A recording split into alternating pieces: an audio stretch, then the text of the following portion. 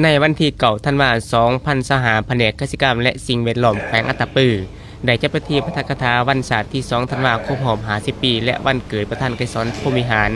ครบรอบ105 ปีขึ้นที่ห้องประชุมใหญ่แผนกดังกล่าว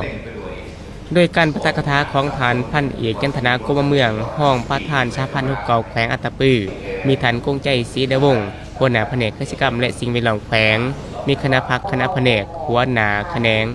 พร้อมด้วยพนักงานรัฐกรเขาหัวมาฟัง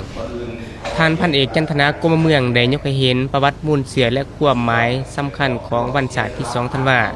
ซึ่งศาสตร์ลาวเป็นศาสตร์หนึ่งที่มีประวัติศาสตร์อันยาวนานหลายพันปีมีมูลเสือสง่าองอาจแห่งการต่อสู้ต้านการฮุกห้านของศัตรูจากภายนอกโดยสืบทอดมูลเสืออันองอาจของบรรพบุรุษประชาชนลาวบรรดาเผ่าภายใต้การนำพาของพรรคประชาชนปฏิบัติลาวได้สามัคคีกันต่อสู้อย่างพิรหาญต้านการฮุกห้านและการครอบครองของจักรพรรดิและเมืองขึ้นแบบเก่าและแบบใหม่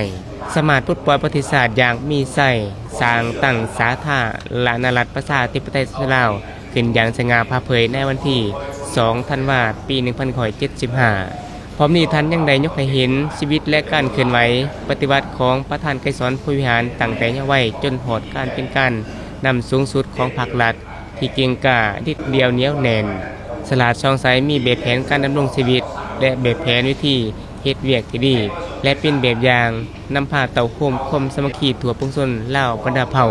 ทั้งนี้ก็เพื่อแน่ใส่ศึกษาอบรมการเมืองแนวคิดให้สำสิกพักพนักงานรัฐกรเชิดสู้น้ำแจกศาสตร์เอกราชเป็นเจ้าตนเอง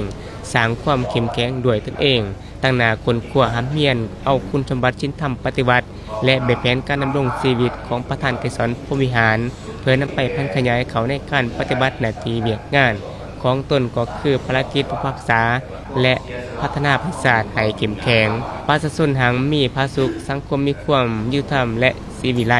ในพิธีคณะจัดตั้งพันขอตกลงของฐานเจ้าแขวงเหล็กที่503ทับเจ้าขออปดังนั้นฐานกงใจศรีดาวงศ์ให้เกียรติขึ้นหมอบใบอย่างย่อและใบสมเสยผู้ที่มีผลงานดีเด่นประจำปี 2004ให้แก่หัวหน้าแขนงห้องแขนงพนักงานรัฐกรภายในจำนวน123สหายยิง30สหายและใบสมเสยจำนวน60สหายยิง19สหายอย่างสมเกียรติ